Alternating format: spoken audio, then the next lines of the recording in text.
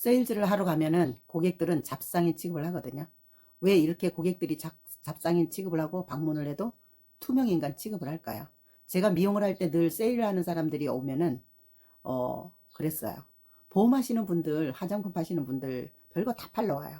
그런데 바쁠 때 와서 이거 써봐라, 만일의 사고를 위해서 이거 들어야 한다, 이런 말들을 하면 정말 짜증나거든요.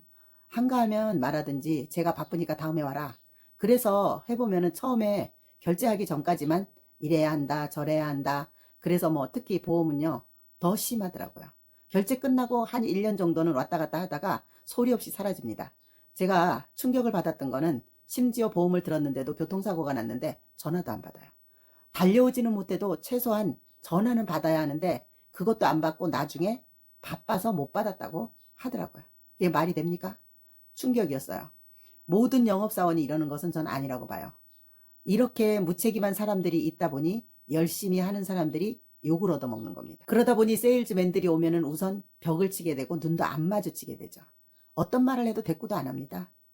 그러던 제가 화장품 영업을 하면서 고객을 찾아가니 정말 냉정하더군요. 돌방으로 다닐 때 이런 말들도 하더라고요. 아니 그 나이에 얼마나 살기 어려우면은 화장품을 팔러 왔냐. 이렇게 말하는 사람들이 많았어요. 그러니까 생각 없으니까 돌아가라. 그러다가 만약에 나이 먹었는데 다치면 어떡하냐. 가 집에 있어라. 이런 말을 들을 때 진짜 자존심 상했거든요. 그래서 제가 이런 말을 했어요. 그럼 이 나이에 모두 내가 다 잃었다 하고 그래도 그럼 가만히 집에 들어앉아 있는 것보다는 뭐라도 팔아서 현금 흐름을 만들어야 되지 않겠냐고. 남는 건 난 시간밖에 없는데 이렇게 다니는 게 어떠냐고. 그러면서 반문을 했더니 어떤 분이 제품을 사주시는 분들도 있더라고요. 다시 돌아와서 제가 인셀덤을 왜 했냐 하면은 얼굴이 성형 제품이니 바뀐다고 했고 돈도 벌 수 있다고 해서 들어보니까 괜찮았어요. 그래서 시작을 했거든요. 제 얼굴은 변했고 심지어 아토피까지 좋아졌어요. 그러다가 보니까 푹 빠졌죠. 아토피 때문에 화장도 못하고 손이나 팔에는 진짜 파마약, 염색약 이런 것들이 조금만 남아있어도 진물이 질질 흐르고 아팠어요. 그런데도 그만두지 못하고 배운 게 도둑질이라고 영업을 했죠. 미용은 약품을 많이 만지다가 보니까 항상 옷에도 묻고 피부에도 묻어요. 근데 신기했어요. 그래서 더 열심히 발랐거든요. 초창기에 하루에 한 세트씩 발랐어요. 그러다가 보니까 한 달에 500만 원 정도의 제품을 쓰더라고요.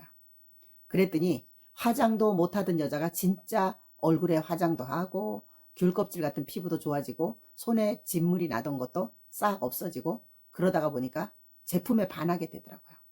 뭐 이런 제품이 있지? 어머, 병원을 그렇게 다녔는데도 아토피는 좋아지지 않았거든요. 그러니 완전히 미쳤죠? 야, 아토피만 좋아져도 대박인데 화장도 하고 나 이제 완전히 달라지겠구나. 여자답게 한번 살아보자. 누구나 저처럼 제품에 홀릭돼 가지고 거의 사업을 시작한다고 봅니다. 제품 좋은 거하고 세일즈 능력하고는 완전히 다른 것들 아시죠? 이미 제품에 홀릭되었기 때문에 고객한테 가서 나 이거 발라서 이렇게 좋아졌다고. 이 제품 너무 좋다고. 나 아토피 좋아졌다고. 그럼 고객이 뭐라고 할까요? 그래서 어쩌라고. 속으로는 아마도 그럴걸요. 고객은요, 모두 소음으로 들리고 듣지 않습니다. 그럼 어떻게 제품을 팔 수 있을까요? 모르는 사람한테 가서 이렇게 말한다는 것은 정말 무모한 짓이거든요. 네트워크이든 다단계든 화장품이든 거의 제품에 미쳐가지고 저처럼 사업을 시작하는 거예요. 그래서 회사 홍보, 제품 홍보만 하고 다니는 거죠.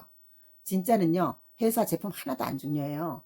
내가 어떤 사람인지, 당신에게 어떤 이익을 줄 수 있는지, 왜 나한테 제품을 사야 하는지, 당신이 제품을 나한테 구매하게 되면 왜 덜 틀리는지, 이러한 것들을 정확하게 얘기할 수 있어야 돼요. 그런데 세일즈 하시는 분들을 보면은 이런 확신들을 못 줘요. 왜냐? 고객을 도와주고자 하는 진실된 마음이 있어야 되거든요. 이게 바로 클로징의 본질인데 보통의 영업인들은 멘트만 배워가지고 가서 하거든요. 저도 처음에 그랬어요. 비싸요. 고객이 그러면 우리 거 절대 안 비싸요. 어떤 제품은 크림 하나에 100만 원도 해요. 거기에 비하면 하나도 안 비싸요. 생각해 볼게요. 생각해 볼 것도 없어요. 제 아토피가 좋아졌다니까요. 병원 가도 못 고치는 아토피가 이렇게 좋아졌다니까요. 또 쓰는 거 있다. 그렇게 얘기를 하면요. 그러세요?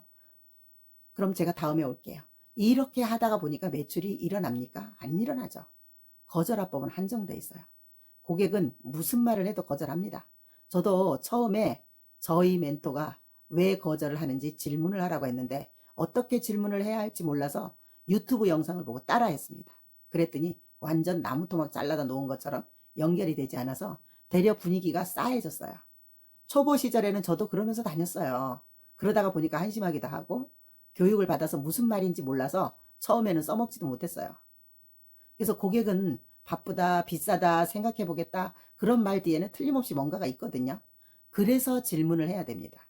그리고 고객이 거절하는 데는 분명히 이유가 있습니다. 여기서 가장 중요한 것은 고객의 의문을 해소해주고 나의 서비스를 당장 이용하도록 문제를 해결해줘야 하는데, 고객은요 기본이 거절이에요. 그래서 나의 멘토이신 아이스강 대표님의 책을 보면은 그 TM 영업으로 억대 연봉 보는 비법이, 거기서 보면요 거절하는 이유는 두 가지라고 했어요. 나의 문제를 이 상품이 해결할 수 있는지, 그리고 본인이 확신이 없다는 거예요. 둘째는, 저희 멘토는 코칭을 하다가 보니까 코칭 받을 사람들이 내가 과연 해낼 수 있을지 자신감이 없다는 거죠. 보통 고객은 상품에 대한 확신이 부족해서 가격이 부담스럽다고 말을 해요. 문제 해결이 안 되는 상품에 돈을 쓰는 행위가 리스크가 따른다고 생각하는 게 또 고객이라고 합니다. 그래서 당신의 문제를 확실하게 해결해 줄 수 있다는 확신을 심어줘야 해요. 고객에게는 상품도 가격도 아니고 오로지 상품이 나의 문제를 해결해 줄 수 있는지에 대한 관심밖에 없다. 이렇게 책에 쓰여 있거든요.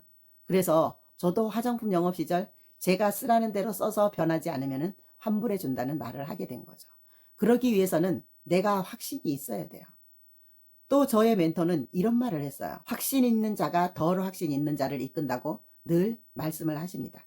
대다수의 영업인들은 고객에게 부담을 주는 게 아니냐고 부담을 느낄 수 있어요. 하지만 정말 진심으로 열정을 보이면요 고객은 믿고 따라와요. 본인 스스로도 본인을 못 믿거든요. 그래서 파고드는 질문을 하고 진심 어린 마음으로 들으면서 대화하다 보면은 고객이 내 제품을 구매할 자격이 되는지 안 되는지 알 수 있어요. 보통의 세일즈맨들은 본인 스스로도 거절을 두려워하다가 보니까 깊은 질문을 못하는 거죠. 두려워하지 마세요. 왜냐하면 당연한 거잖아요. 이 세상에 문제 없는 사람 없어요. 그래서 본인의 문제를 해결해 줄 누군가를 기다리고 있는 게 또 고객이기도 해요. 고객은요 본인의 문제조차도 인식 못하는 사람들이 60%나 된대요. 우리가 영업을 시작할 때는 어떤 마음으로 시작을 했습니까? 진짜 돈 벌기 위해서 시작하지 않았습니까? 고객의 마음을 얻어야 돼요. 그러기 위해서 내가 먼저 고객에게 마음을 줘야 하고 다가가야 됩니다. 이 본질을요 절대 잊으면 안 돼요. 진짜 부자 되고 싶고 돈 벌고 싶다면요 거절하는 고객을 문제 해결의 기회로 한번 잡아보세요. 그러면요 부는 저절로 따라옵니다. 이 영상을 보시면서 나는 어렵다, 어떻게 해야 될지 모르겠다 하시면요 전화 주세요. 도와드리겠습니다.